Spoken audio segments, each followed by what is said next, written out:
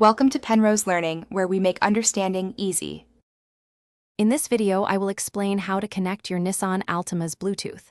First, ensure your vehicle is safely parked.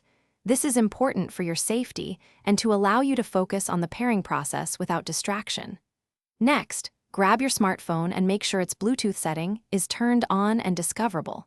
Finally, navigate to your Altima's audio system and locate the main menu. We'll start the pairing from there.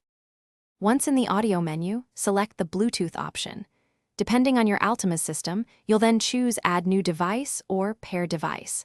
Your car will become discoverable, and you should see it appear on your phone as My Car or Nissan Altima.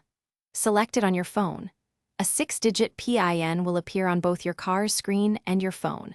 Confirm these codes match, then accept the pairing request on both devices. After confirming the PIN, your phone and Altima should now be paired.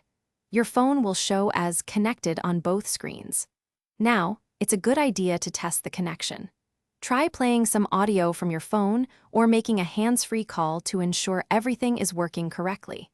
If you encounter issues, ensure no other devices are trying to connect and your phone's battery isn't critically low.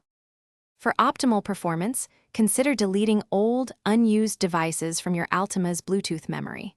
Also, always keep your phone's operating system updated, as this can resolve many connectivity issues.